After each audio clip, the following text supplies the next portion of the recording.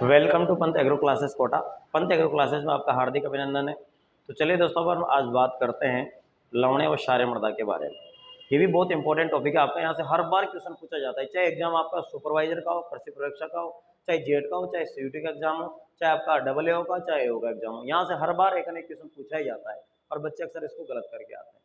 ठीक है, तो मैं आपको छोटी ट्रिक में बहुत ही आसान तरीके से बताता हूँ कि किस प्रकार से अपन लवणीय, क्षारीय और लवणीय क्षारीय मृदा में डिफरेंस देख सकते हैं, या फिर अगर कोई भी क्वेश्चन आपका आ गया तो उसको अपन किस प्रकार से सोल्व कर सकते हैं। तो देखो भाई, देखो यहाँ पर लिखा हुआ है मृदा का प्रकार, लवणीय प्रभावित मृदाओं के प्रकार।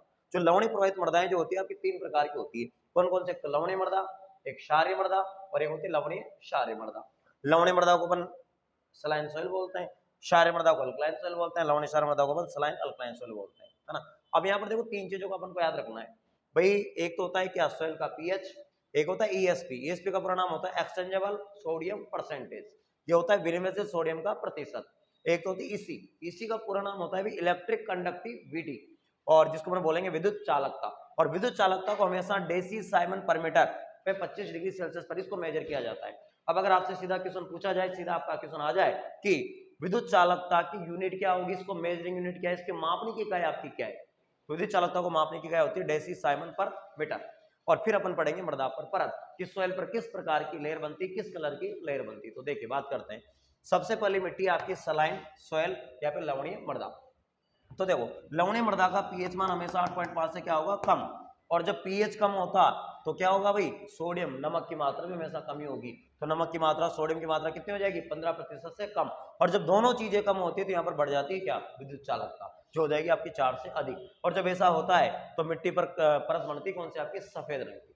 और जब सफेद रंग की परत बनेगी तो इसको अपन एक नाम दे दिया, कौन सा, व्हाइट अल्कली। और व्हाइट अल्कली को अपन हिंदी में बोल दिया सफेद ऊसर। और ये जो नाम है आपका व्हाइट अल्कली या फिर सफेद ऊसर, ये किसने दिया, आपका हिलगार्ड ने नाम दिया भाई, हिलगार्ड ने।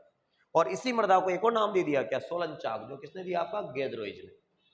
आगे बात समझ में। अब अगर सिंपल सी बात है, अगर आपकी परिभाषा यहाँ पर आ जाए कि लवणीय मृदा की परिभाषा क्या होगी, तो अपन आसान शब्दों में बोल सकते हैं कि वे मृदा जिसका पीएच मान 8.5 से कम है, विनिमयशील सोडियम का प्रतिशत 15 से कम है और विद्युत चालकता 4 से अधिक है, तब मृदा पर सफेद रंग की परत पाई जाती है, लवणीय मृदा कहलाती है। और अगर इसी चीज को आप इंग्लिश में बोलोगे तो हो जाएगा, when soil having pH is less than 8.5, exchangeable sodium percentage less than 15%, and electric conductivity is more than 4, and soil having white color layer, this is known as saline soil। ठीक है, अब आगे अपन दूसरी मृदा की बात करते हैं, जो है आपकी क्षारीय मृदा, या फिर इसको अपन बोलेंगे क्या, अल्कलाइन सोइल। अभी अल्कलाइन सोइल आपकी होती क्या है, ये कैसे बनती, कैसे इसका फॉर्मेशन होता है। तो सबसे पहले अपन यहाँ पर परिभाषा की बात करेंगे, इसके डेफिनेशन की। तो है वो, जिस मृदा का पीएच मान कितना होगा, 8.5 से क्या होगा भाई, अधिक होगा। और जब पीएच ज्यादा होता है तो यहाँ पर नमक भी ज्यादा हो जाएगा। कितना ज्यादा होगा, 15 से ज्यादा। और जब नमक ज्यादा है, पीएच ज्यादा है, तो ये कम हो जाएगी आपकी विद्युत चालकता। कितनी कम हो जाएगी, 4 से कम। अब जब सारा काम ही उल्टा हो रहा है तो सफेद का उल्टा क्या होगा, काला। तो यहाँ पर काले रंग की परत बन जाएगी, और इसी कारण इस मिट्टी को अपने बोल दिया काली ऊसर या फिर ब्लैक अल्कली। अभी ब्लैक अल्कली, काली ऊसर नाम किसने दिया भाई, आपका तो हिलगार्ड ने नाम दिया। और इसी मिट्टी को एक और नाम दे दिया, जिसको मैंने बोला सोलोनेड्स, जो किसने बोला, आपका गेद्रोइज ने बोला, है ना।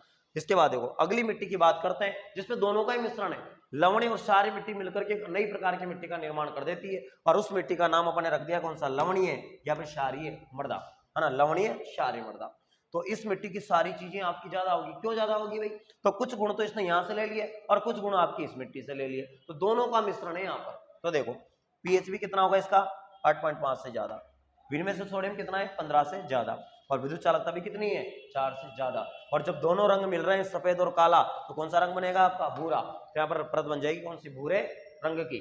और इस मिट्टी को आप बोल दो कि क्या, भूरी ऊसर या फिर ब्राउन अल्कली। अब भूरी ऊसर ब्राउन अल्कली नाम किसने दिया, तो ये नाम दिया भाई किसने, आपका हिलगार्ड ने। और इसी मिट्टी का सोलोडाई जो नाम है, ये दिया आपका किसने, गेद्रोइज ने। आइए बात समझ में। अब यहाँ से देखो अलग अलग प्रकार के, अनेक प्रकार के क्वेश्चन आपके बन जाते हैं। चाहो तो आप इसका स्क्रीनशॉट ले सकते हो।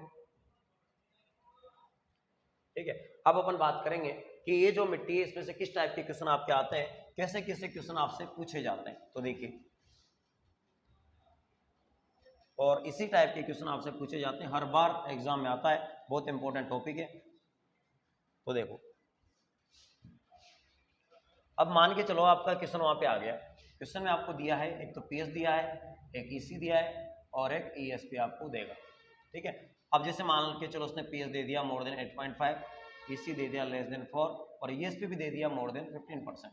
अब बताओ किस प्रकार की मिट्टी है, ये आपकी लवणीय मृदा है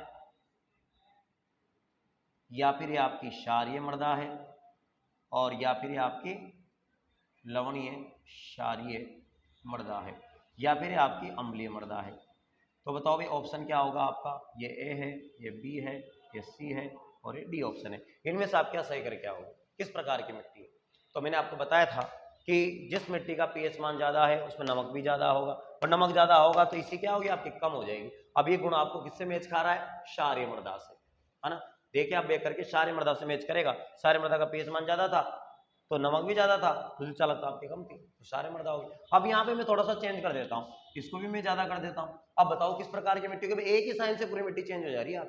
तो ये कौन सी मिट्टी हो जाएगी फिर आपकी, ये हो जाएगी कौन सी, लवणीय क्षारीय मृदा, ये हो जाएगी लवणीय क्षारीय मृदा। अब थोड़ा और अपन इसमें चेंज कर देते हैं, ये कर देते हैं कम और ये कर देते हैं कम।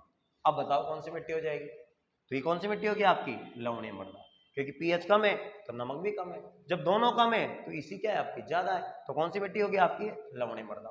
तो इस प्रकार के क्वेश्चन अक्सर पूछे जाते हैं आपसे एग्जाम में, और एक क्वेश्चन आता है आपसे पूछा जाएगा कि CSSRI कहां पर है, और CSSRI की दो फुल फॉर्म बनती हुई और दोनों के नाम से इसके स्टेशन जो है आपके अलग अलग जगह पर स्थित है। तो देखो यहाँ पर अपन क्या फुल फॉर्म बनाएंगे, central soil salinity research institute, मतलब केंद्रीय मृदा लवणीयता अनुसंधान संस्थान, कहां पर है, करनाल हरियाणा, करनाल हरियाणा में।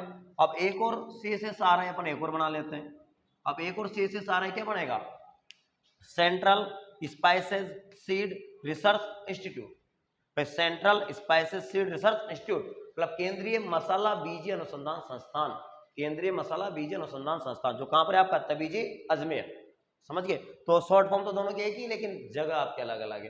तो अगर आपसे कभी कभी क्वेश्चन आ जाए तो आपको ध्यान रखना है भाई मृदा लवणीयता अनुसंधान तो कहां पर है आपको, करनाल हरियाणा में, और मसाला बीज अनुसंधान संस्थान आपका कहां पर है, तबीजी अजमेर में।